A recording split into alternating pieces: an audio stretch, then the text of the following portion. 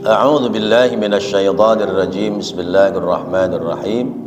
Hum, mereka, yakni orang-orang yang ada di dalam surga, wa azwajuhum, dan pasangan-pasangan hidup mereka, istri-istri mereka, fi dhilalin, berada di tempat yang teduh, yakni yaitu ahlul jannati, penghuni surga, wa azwajuhum, dan istri-istri mereka, yakununa, mereka menempati, fi dhilali asjaril jannati, di bawah naungan pohon-pohon surga. Alal araiki, mereka berada di atas dipan-dipan, muttaqiuna, sambil bercengkerama. Ai yakni alas sarairi, mereka berada di atas ranjang, ya, ranjang tempat tidur, bil hijali, dengan apa namanya itu, untayan-untayan hiasan pengantin, kamar-kamar pengantin. Qala, berkata Sa'labatu, Imam Sa'labah, la takunu, tidaklah berada, tidaklah ada, arikatun, pelaminan, illa, kecuali, idza kana, apabila ada, alaiha, di sana, di pelaminan itu, hujlatun, adalah kamar-kamar atau kamar pengantin. Qara'ahu Hamzatu, membaca ayat ini Imam Hamzah, wal Kisaiyu, dan Imam Al-Kisai, fi dhulalin, bi dhammiz za'i min ghairi alifin, jam'u zullatun, dengan dhammah za-nya tanpa ada alif, jamak dari isim dari kalimat zullatun. Jadi hum wa azwajuhum fi dhulalin alal araiki muttaqiuna. Itu bacaan Imam Hamzah sama Imam Al-Kisai. Bacaan kita hum wa azwajuhum fi dhilalin alal araiki muttaqiun. Jadi ada yang membaca fi dhilalin, ada yang membaca fi zulalin. Maka kalau ada orang baca fi zulalin, kita nggak usah kaget, karena kita sudah tahu ilmunya. Lahum, bagi mereka, fiha, di dalamnya, yaitu di dalam zulal atau di dalam surga, fakihatun, terdapat buah-buahan, buah beneran ya, bukan buah-buahan. Fakihatun, terdapat bermacam buah-buahan. Walahum, dan bagi mereka, ma, apa-apa, yadda'una, yang mereka inginkan. Ai ma yatamannauna, ma, apa-apa, yatamannauna, yang mereka harapkan, wa yashtahuna, dan apa-apa yang mereka inginkan.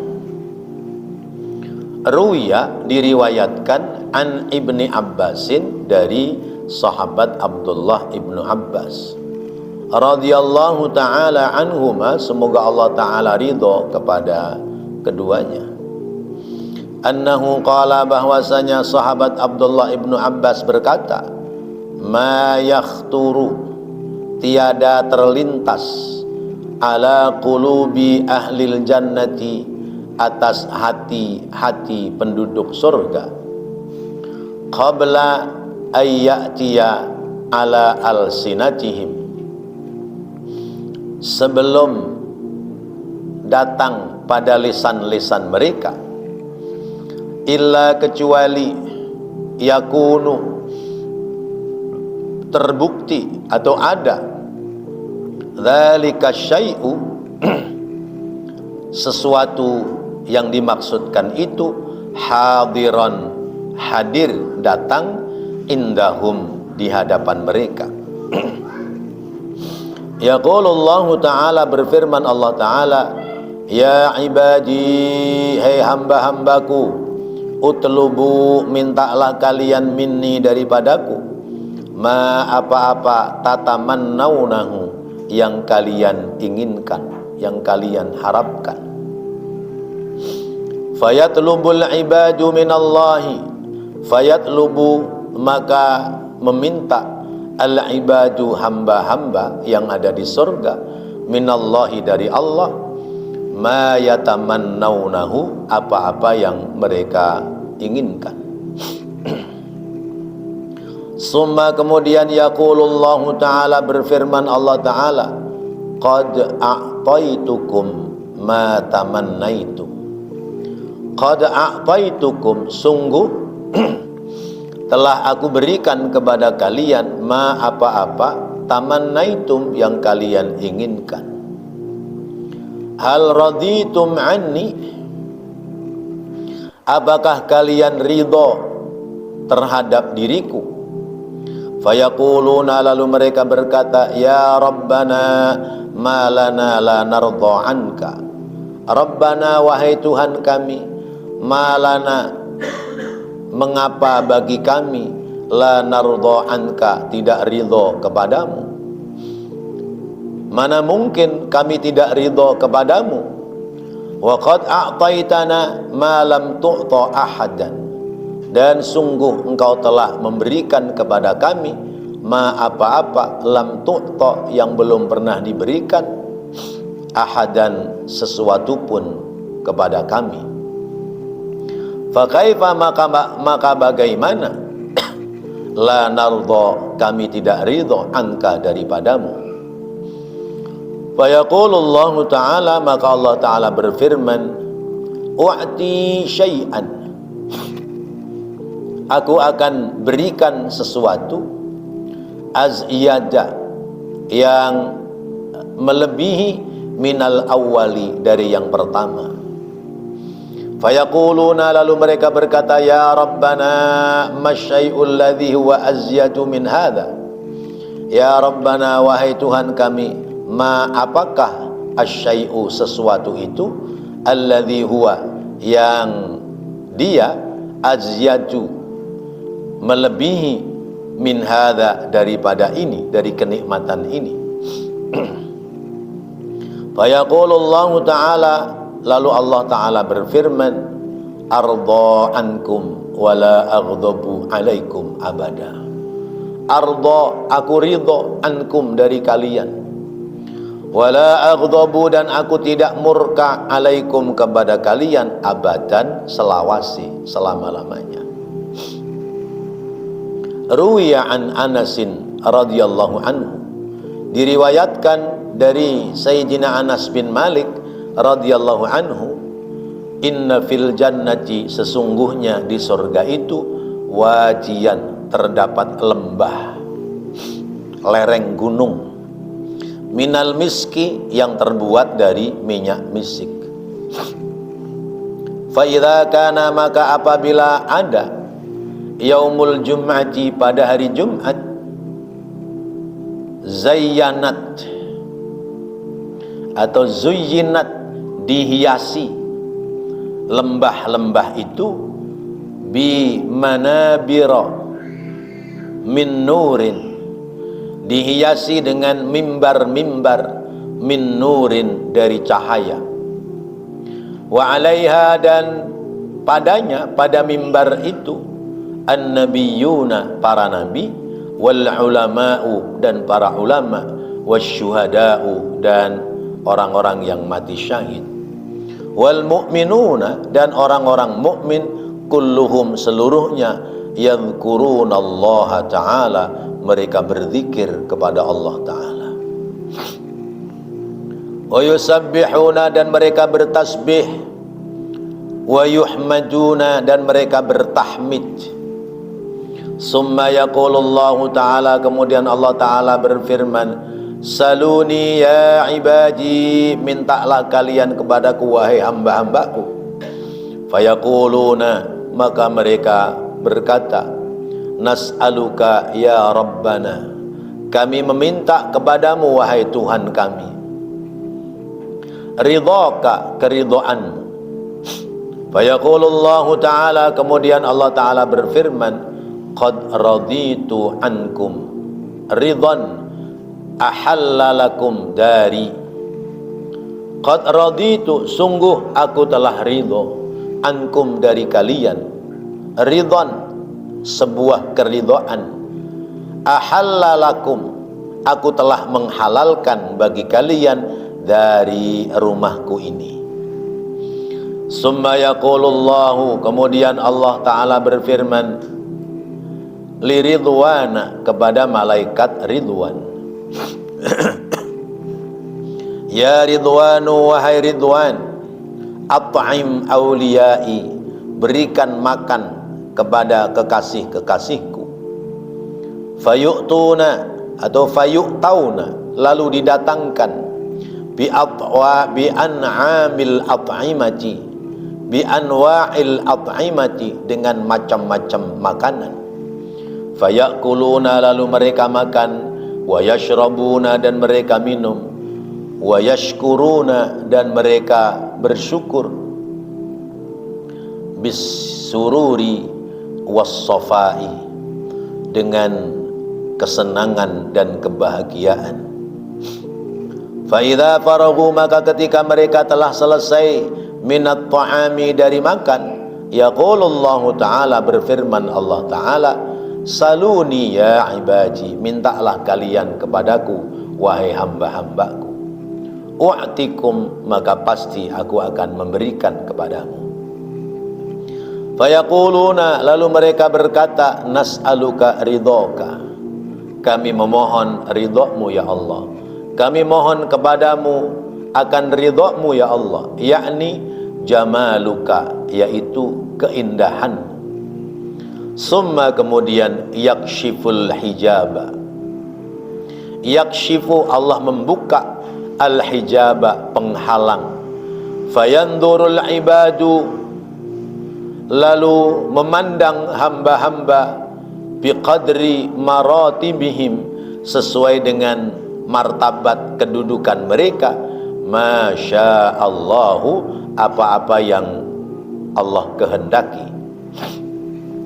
Masya Allah ta'ala, apa-apa yang Allah ta'ala kehendaki.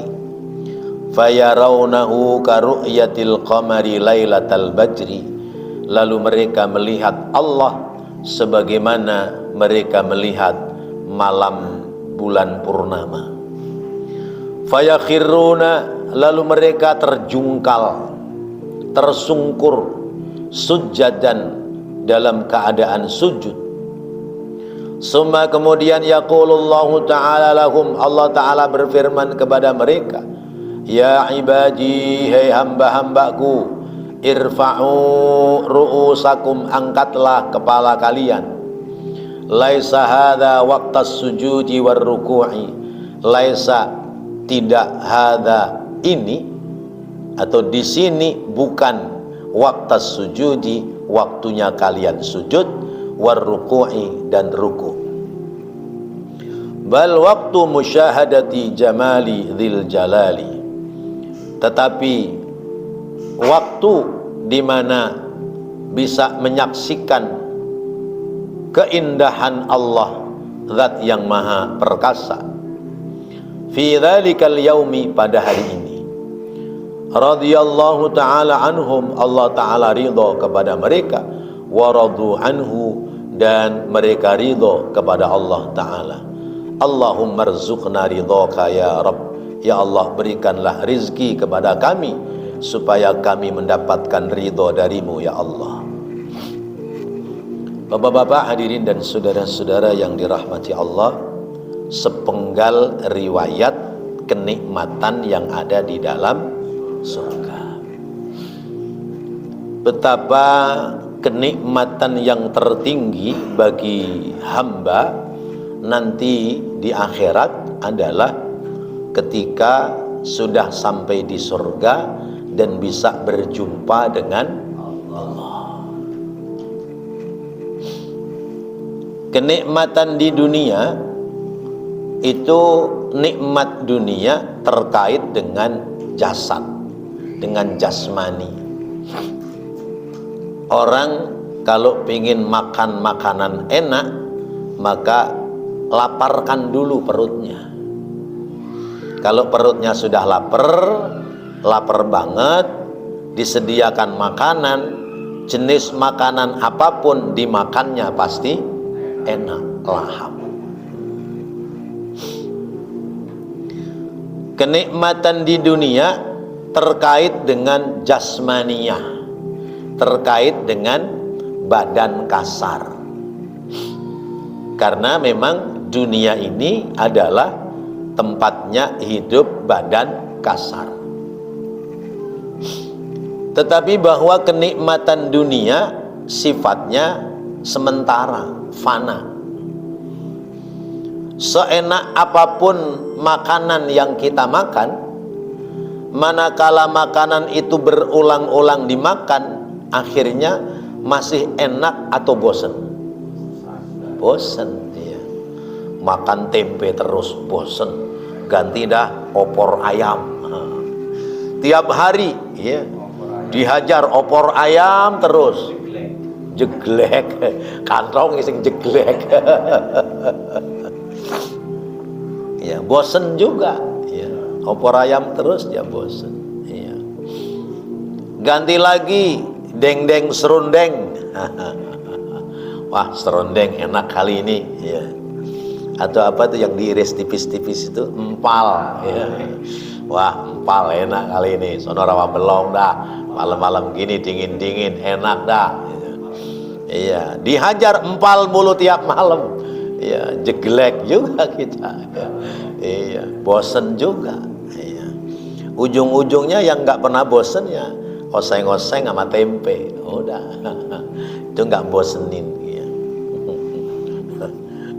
Maka ada cerita orang satu makan daging, satu makan tempe. Ya, yang kena darah tinggi yang mana? Yang makan tempe. Karena apa? Kesel dia makan tempe terus tiap hari. Kesel sama yang makan daging. Akhirnya darah tinggi dia. Jadi bukan karena makan tempenya, tapi karena keselnya. Ya Allah. Nah, dunia ini namanya alam fana. Maka jasad kita, jasmaniyah kita namanya jasmaniyah fana, ya. Ya. Jadi jasadnya jasad faniyah, jasad yang bisa rusak, ya. Mata rusak, telinga rusak, muka rusak, ya. Kita ini kan hidup dari jelek menjadi cakep, lama-lama jadi jelek lagi. Maka jangan belagu, ya, mentang-mentang ganteng, ya gantengmu sebentar doang, ntar lama-lama juga jelek lagi. Tuh, dulu masih kecil jelek, ya, muda, dewasa, ganteng, cakep, tua, jelek. Tuh, apalagi yang sering minum kopi, tuanya masih jelek. Iya, yang sering minum kopi tuanya jelek katanya. Ya semua, ya, nggak minum kopi juga tuanya jelek. Ya Allah. Karena memang ini alam fana, alamun faniyah. Sementara akhirat itu bako. Ya, surga bako, neraka bako, dunia fana. Surga, neraka, akhirat itu kekal, tapi tidak kekal dengan sendirinya, dikekalkan oleh Allah. Sebab zat yang maha kekal hanyalah Allah. Apa kata Al-Quran? kullu man 'alaiha fan wa yabqa wajhu rabbika dzil jalali wal ikram. Semua ini fana, ya, kecuali zat Allah. Maka Allah baqa binafsi, Allah kekal oleh sendirinya. Sementara akhirat, surga, neraka dan yang lainnya itu kekalnya sebab dikekalkan oleh Allah. Nah, kita kadang-kadang terlena, lebih asik menikmati barang-barang yang fana, lebih asik menikmati hal-hal yang ada di dunia, yang di dunia ini bakalan binasa, bakalan rusak. Kita lebih asik menikmati itu. Contoh, yang bakalan bakok adalah zikir kepada Allah, membaca Al-Quran, sholat, ibadah, itu yang bakalan bakok. Yang fana apa? Nyari duit. Nyari duit, ngumpulin duit, ngitung duit, nyimpen duit, nyari lagi, kumpulin lagi, hitung lagi, simpen lagi, cari lagi. Ya, itu adalah fana. Tapi karena urusan zikir itu kalau ditinggalkan nggak ada masalah apa-apa di dunia, maka orang berani ninggalkan zikir kepada Allah. Giliran urusan nyari duit, kalau ditinggalkan itu bermasalah, maka nggak pernah berani berhenti ninggalkan nyari duit. Akhirnya nyari duitnya getol, zikirnya hilang. Siapa yang begitu? Kita. Nggak usah cerita orang lain. Ya. Kalau udah urusan duit, mata mencicil. Ya. Apalagi pilkada. Dari sana dapat berapa? Dari yang sono dapat berapa? Ayo dah, kejar sono, kejar sini, gitu kan? Ya. Nah, itu urusan fana. Urusan remeh-temeh, urusan yang bakal binasa, urusan yang bakal rusak, diperluin nama kita. Giliran urusan yang bakok, urusan yang kekal, ya, diabaikan oleh kita. Rugi apa enggak besoknya? Rugi, ya. Besoknya rugi. Di dunianya mah nggak berasa, nggak sholat, nggak berasa, ya. Nggak jamaah, nggak berasa, nggak zikir, nggak rasa, nggak baca yasin, nggak berasa, karena tidak ada efek positif secara langsung. Tapi kalau coba saben orang sholat jamaah, selesai sholat jamaah dapat 5 juta, 5 juta aja dah, nggak usah 27 juta, kebanyakan. Sholat duhur 5 juta, asar 5 juta, maghrib 5 juta, isya subuh 10 juta. Kira-kira musola ini muat gak? Nggak muat, jebol ini musola. Zuhur jam 12 kurang 20, jam 10 udah pada umpel-umpelan masuk ke sini. Ya Allah. Butis jalannya kayak keong, pelan-pelan gak kebagian udah. Ya Allah. Ya. Tapi giliran bagi sembako, giliran beras murah, beras murah apa minyak murah kemarin-kemarin tuh. Iya, beras murah dijual di depan kantor RW jam 2 siang, jam 11 sudah ngantri. Hujan juga dibela-belain, datang juga. Padahal maaf, ini urusan remeh-temeh, urusan mulut sama perut, urusan dunia. Tapi kita mengejarnya, ya, sampai mendelik, ya. Mengejarnya sampai dibelain berantem sama temen, mengejarnya sampai dibelain musuh-musuhan sama temen sendiri. Ini gara-gara urusan dunia. Padahal ini urusan remeh-temeh. Iya, bukan remeh doang, pakai temeh lagi. Iya. Ini orang Sunda tahu ngartos remeh naon tak?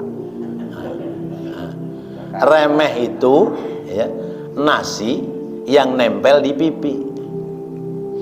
Ya. Upo kalau cara orang Jawa. Ya.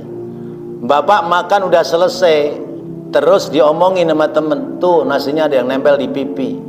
Diambil dimakan apa diambil dibuang? Karena dianggap remeh. Tuh remeh namanya. Iya.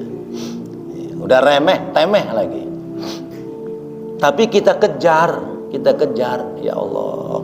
Sampai-sampai belain berantem sama temen sama saudara. Padahal ada urusan yang lebih penting. Apa? Ingat kepada Allah, zikir kepada Allah, ibadah kepada Allah. Itu yang penting. Itu yang penting. Masya Allah. Tapi kita masih sering mengejar urusan yang remeh-temeh.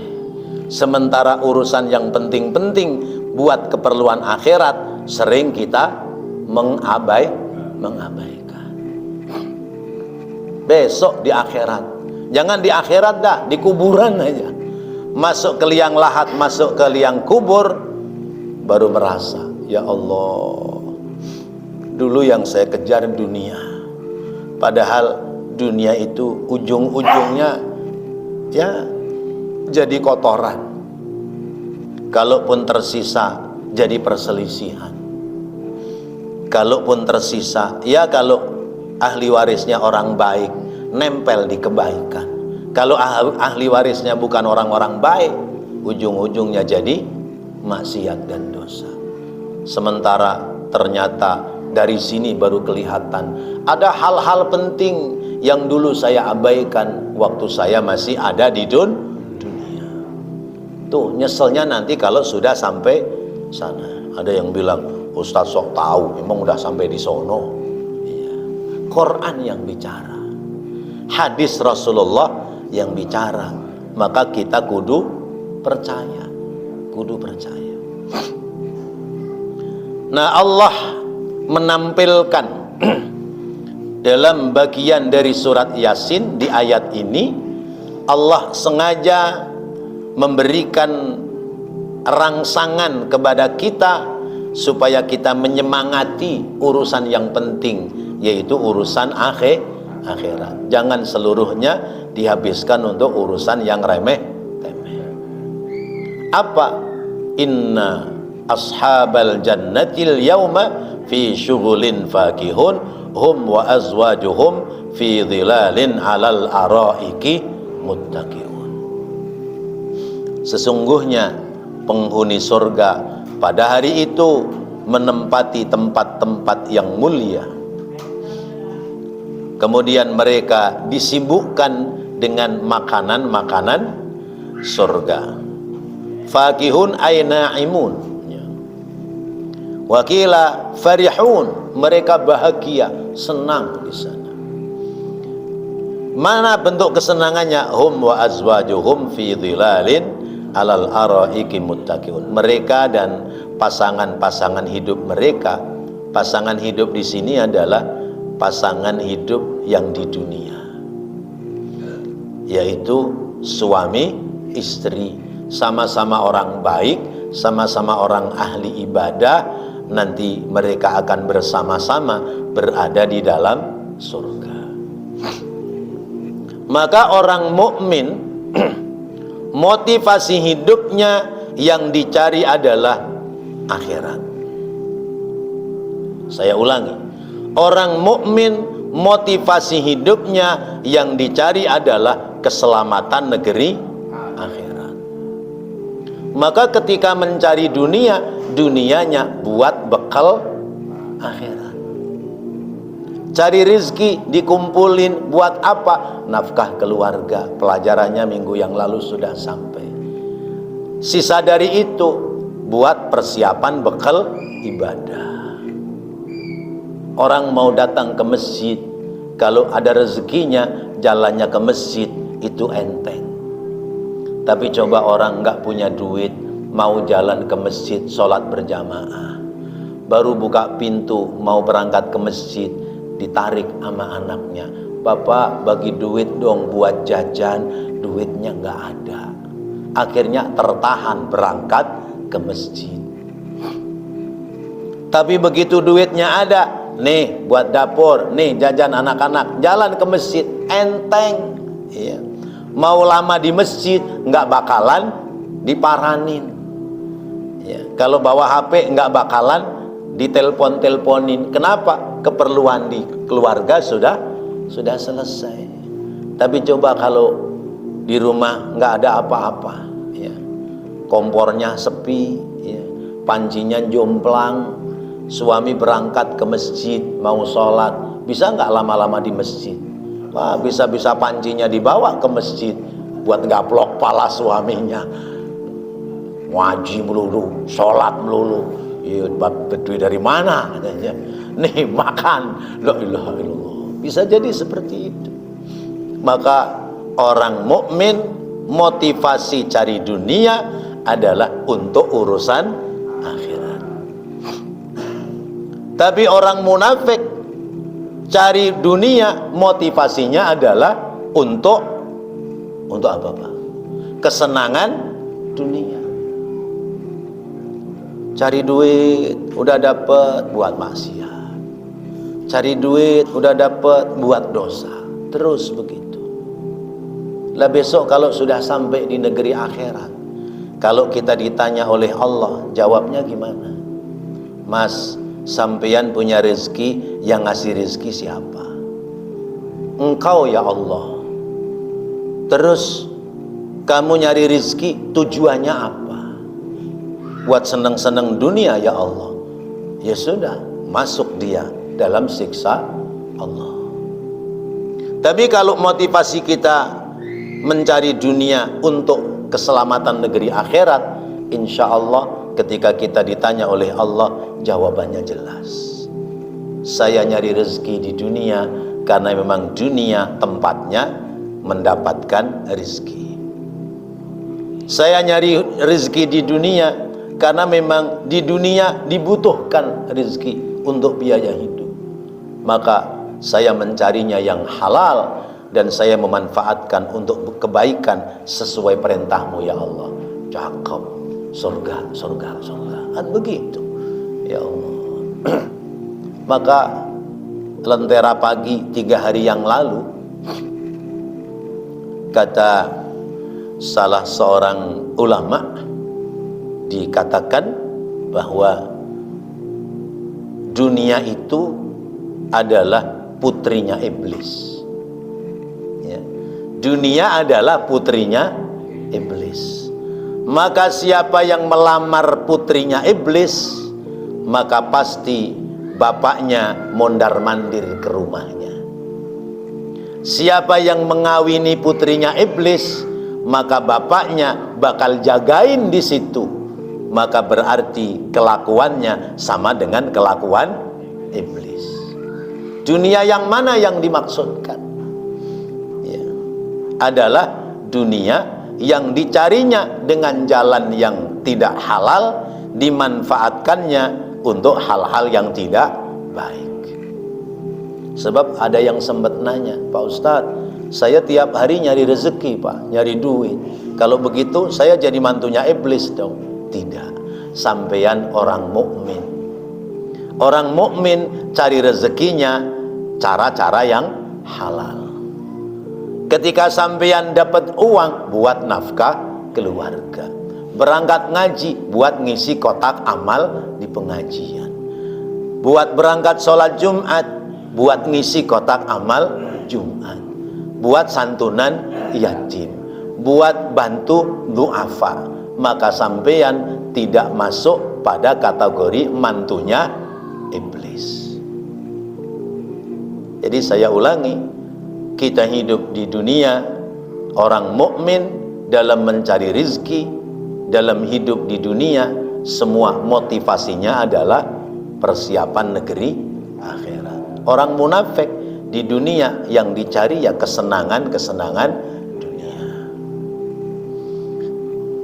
Allah menjelaskan di sini orang-orang yang di dunia motivasinya mencari keselamatan negeri akhirat, mereka sampai di negeri akhirat, mereka akan diberikan kesenangan bersama dengan istrinya, yaitu ada di fi dhilalin, di tempat yang teduh, alal araiki muttaqiun, mereka bercengkerama di atas dipan-dipan yang empuk. Dipannya empuk, ruangan kamarnya dihias seperti ruang kamar pengantin.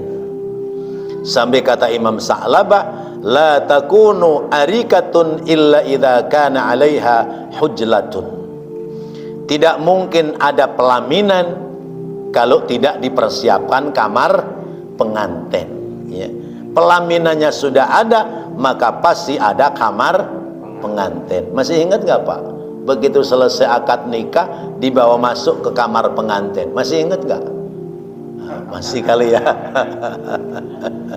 Kalau yang lupa ya diulang lagi, nggak apa-apa.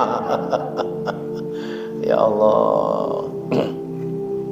Hari pertama, hari kedua, hari ketiga, seminggu rasanya masih kayak raja, diladenin semua apa-apa, orang ngomongnya lembut semua. Giliran sebulan 2 bulan, ya modal udah habis, kagak kerja-kerja, baru dah tuh ada yang mulai singgang-singgung, sindar-sindir, ya. Tuh ayam kurus, kenapa tuh? Ya nggak keluar-keluar dari rumah tuh, di belakang rumah mulu. Sonogi suruh nyari makan. Tuh. Iya, yang diomongin mah ayam kurus. Padahal mantunya nggak keluar-keluar nyari rezeki. Ya Allah, ya itulah kehidupan. Di surga duduk di atas dipan-dipan yang empuk, bercengkerama dengan istrinya yang dikelilingi oleh bidadari-bidadari surga. Ya Allah, ya, wewangian bertaburan di dalamnya, bunga-bunga bertebaran di sana, tidak ada bau-bau yang tidak sedap, seluruhnya ada dalam kenikmatan. Lahum fiha fakihatun walahum ma yad'un. Mereka disediai berbagai macam buahan, mereka juga disediai apa-apa yang mereka inginkan. Tinggal ngomong, pelayan saya mau ini, datang. Pelayan saya mau ini, datang. Terus begitu, ya. Bahkan diterangkan, ya, misalnya orang baru inget pingin bebek bakar sama bebek goreng, itu tiba-tiba bebeknya terbang, udah sampai, separuhnya udah mateng bakar, separuhnya mateng goreng, langsung tersaji di situ. Masya Allah, ya. Kita nggak usah mikirin di surga kayak apa, di dunia aja kita udah bisa, ya. Ya, pingin bebek goreng, tinggal pencet-pencet HP aja, nanti juga datang sendiri. Masya Allah, itu udah kayak surga kita sekarang di dunia. Iya, iya. Pingin apa? Ya, ayam kalasan, ayam apa itu? Ayam kalasan, ayam geprek, tinggal pencet-pencet doang, cicit-cicit, tunggu 10 menit, ketok pintu, permisi, pesanan sudah sampai. Masya Allah, tuh di dunia aja udah diunjukin sama Allah, apalagi besok di surga.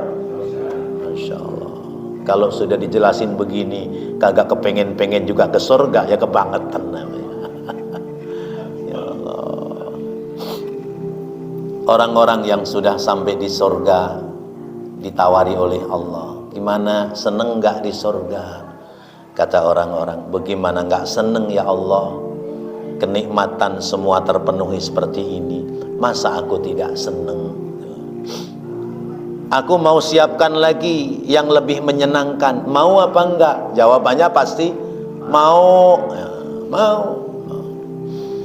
Apa itu kenikmatan yang lebih indah?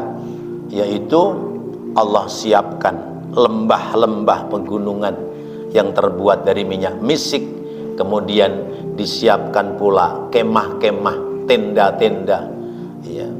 Mimbar-mimbar disiapkan, para nabi, para rasul, syuhada, solehin, orang-orang mukmin semua ada di kemahnya masing-masing. Bergemuruh suara tahlil, takbir, tahmid. Maka kita latihan di dunia sering bertahlil, sering bertakbir, sering bertahmid. Bukan tahlilan gara-gara berkat doang. Tahlilan itu tidak mesti gara-gara berkat. Kita bertahlil, kayak ngaji diawali dengan zikir, sholawat, dilanjutkan baca yasin, tahlil selesainya dan sebagainya. Ini adalah latihan-latihan lisan kita, ya, nanti ketika sampai di surganya Allah Subhanahu wa taala. Sudah pada kumpul semua, zikir, tahlil sudah dikumandangkan di sana, ya. Jadi nggak ada konotasi jorok, ya. Kan ada ustadz masih muda, ya. Di surga itu, ya, semua kenikmatan, puncak kenikmatannya adalah pesta hubungan seks. Masya Allah, keliru pemahaman seperti itu. Mungkin karena dia masih bujangan, bayangannya ya hubungan sebadan itu paling nikmat, akhirnya terucap kalimat seperti itu. Padahal kenikmatan di surga tertinggi adalah ketika kita bisa berjumpa dengan Allah Subhanahu wa taala. Masih ada yang mau minta lagi enggak hal yang lebih bagus? Mau ya Allah, mau. Maka kemudian tabir yang menyelimuti antara zat Allah dengan kita sebagai hambanya dibuka oleh Allah. Begitu dibuka, nampak terlihat zat Allah dengan nyata. Wakila, bukan zat Allah, tapi sebuah kenikmatan dari Allah yang sungguh luar biasa. Maka semua orang jungkel sujud di hadapan Allah karena sudah bertemu dengan Allah. Kata Allah, bangun. Di sini bukan tempatnya sujud. Dulu sujudmu sudah selesai di dunia. Rukuk sujudmu dulu sudah selesai di dunia. Di sini adalah tempatnya kenikmatan bersama-sama dengan zat Allah Subhanahu wa taala.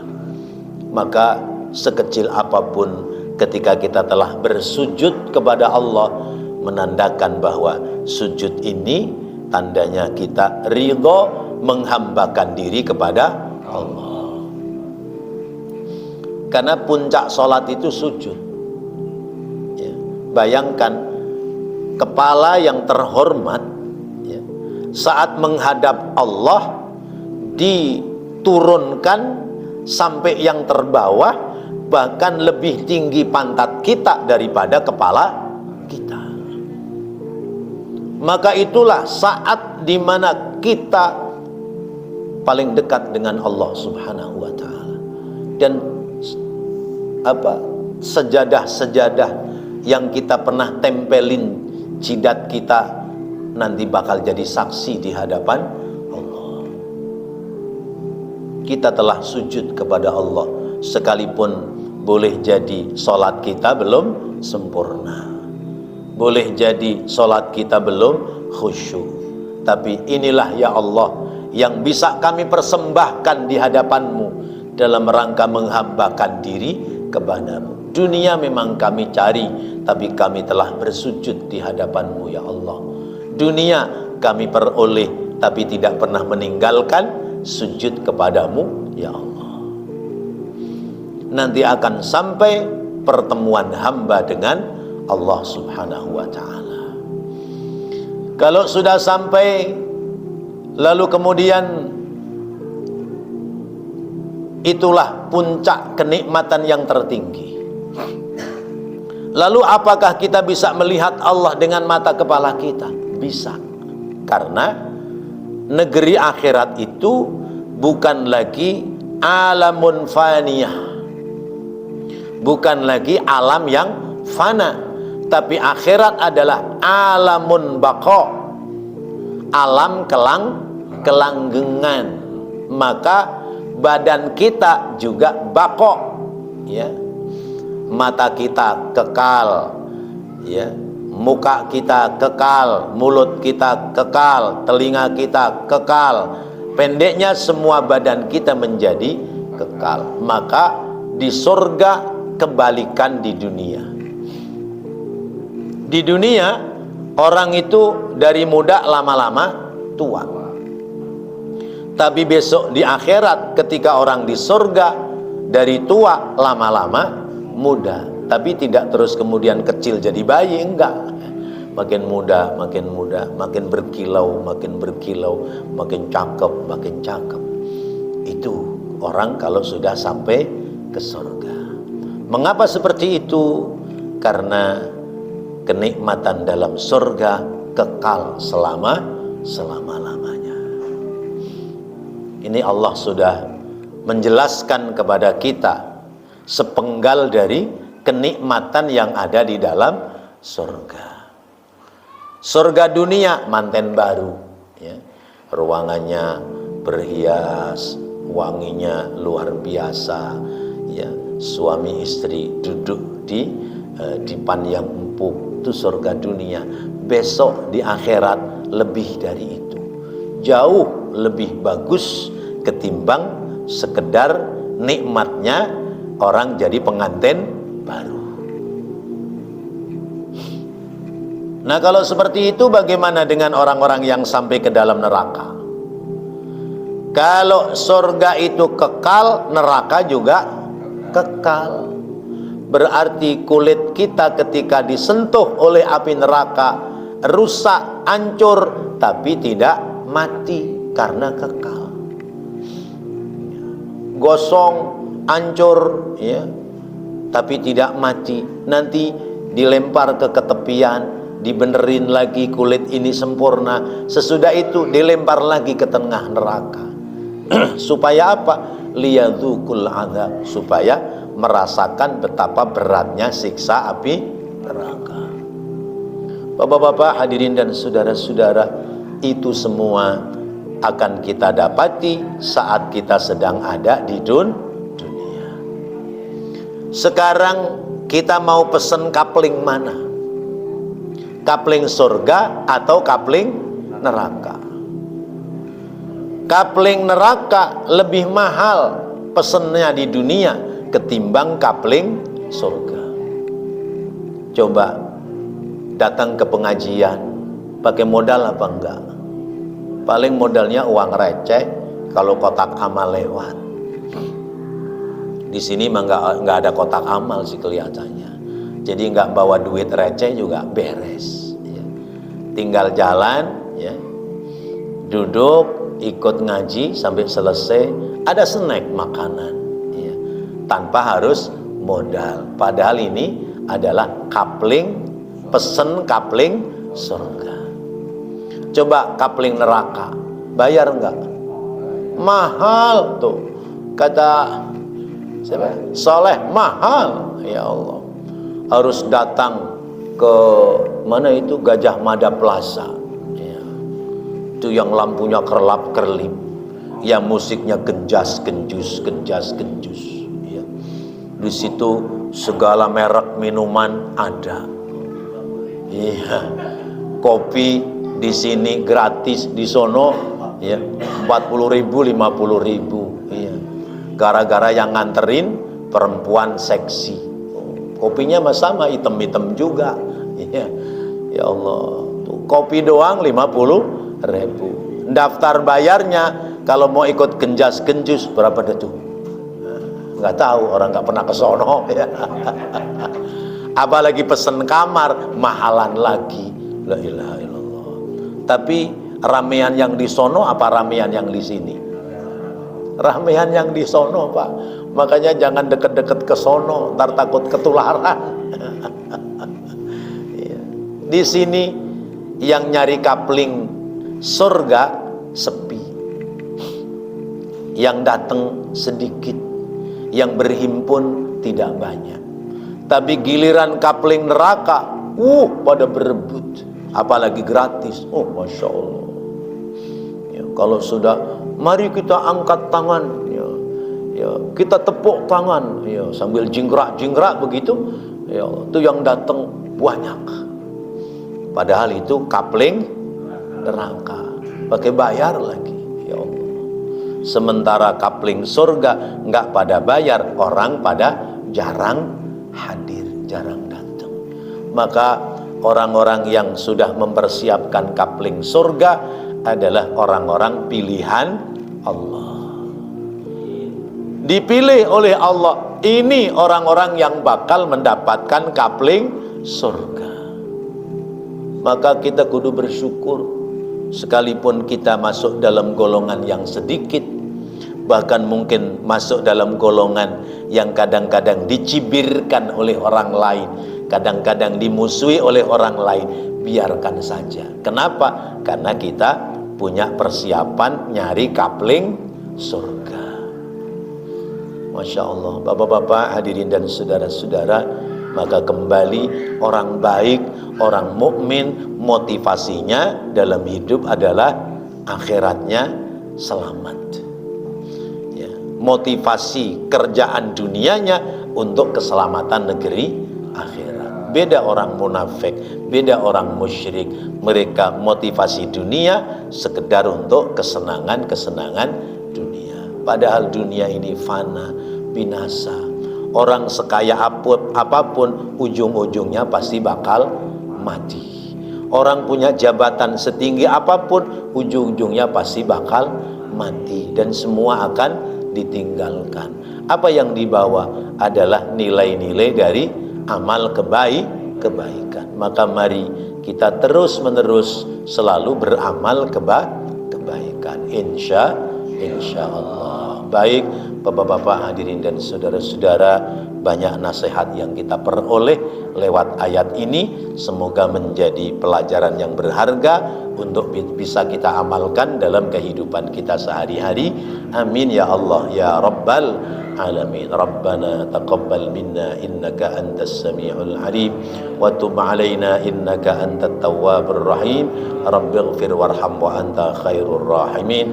Wa sallallahu ala sayyidina Muhammadin wa ala alihi wa sahbihi wa sallam.